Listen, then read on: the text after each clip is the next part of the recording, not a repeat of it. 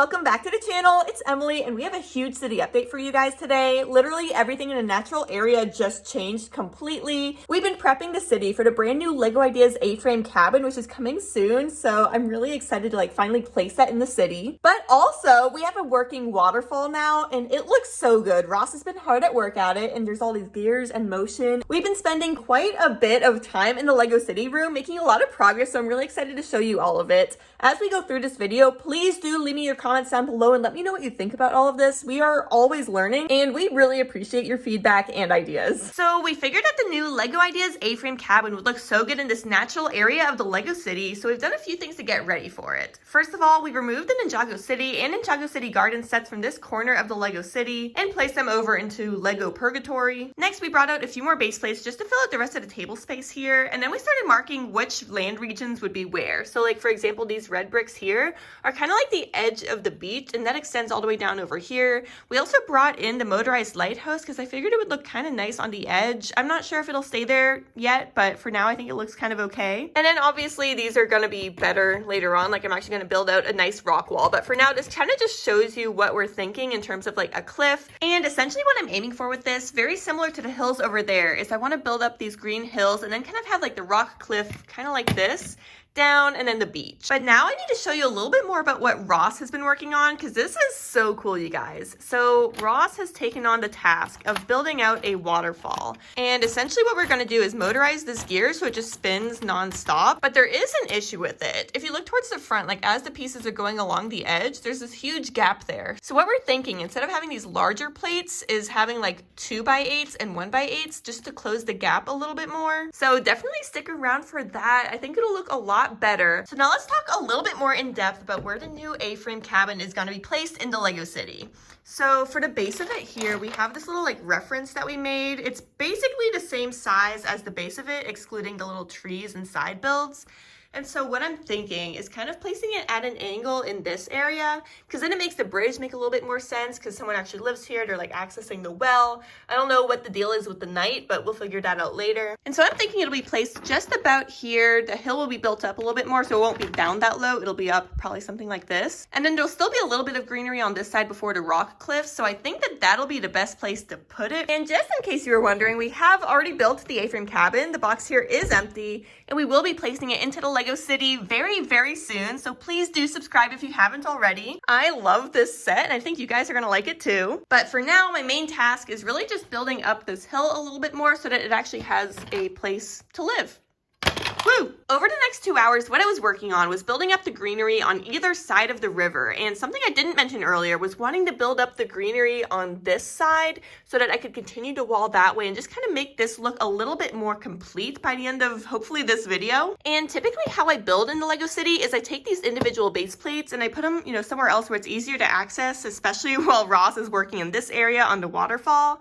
But something that's kind of difficult for me to do is plan like how the greenery will match up. And I don't know why that stud's there. Actually, I think Ross did that. I don't know why. I'll remove it later. But now I have to go through and blend this a little bit better so it actually lines up. There we go. So much better. And earlier, I didn't film it, but I placed the AFrame cabin here just to figure out like the dimensions of it. And so this is kind of where it sits, with the exception of the trees and extra builds. And now I need to figure out how to actually place it. So I have a few different ideas for this. Something that I really want to do when placing the AFrame cabin is have it kind of at an angle similar to the bridge here. And I thought to accomplish this, maybe I could place some of these 2x2 bricks on this jumper tile, and then just kind of twist it to the side and then set some of these plates on top just to create that surface for it. Option number 2 is to stack all these 2x2 bricks and then with a jumper tile on top, but then take another 2x2 brick and just kind of twist it that way, because maybe it's a little bit more stable. But then the third way is totally different and involves gears. So Ross loves working with gears, probably as you can tell by all of his little mechanics over here. And so we thought maybe like just elevate the plates to a surface like this and then use gears to rotate it. So I'm not sure exactly what we want to do yet. I'm going to play with a few things and just see what works. And I'm hoping with the AFrame cabin to have enough room around it to have like some hiking stuff and like even the Girl Scout troop, the Girl Scouts, where are they? Oh, I like sorted them way in the back there. Hold on. Okay, I swear I didn't plan this, but I just bought a ton of Girl Scouts at the Lego store, like to build a minifigure.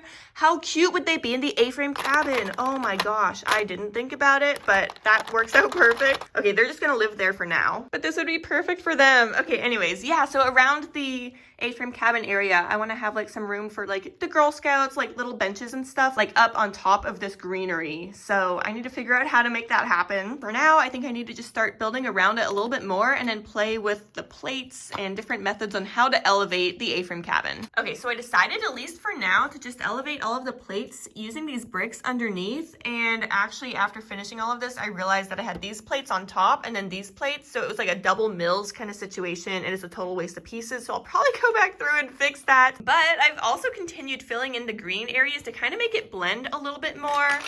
I literally keep breaking things. Sorry, Ross. But an issue I'm seeing is that it's almost too steep of a gradient here because I'm having trouble like reaching this elevation at the top. So I'm thinking maybe taking it down by a brick just to make it a little bit smoother of a hill. Because when I'm building the hills, I don't want two plates stacked on top of each other. Like if you look over here, it's a much smoother gradient.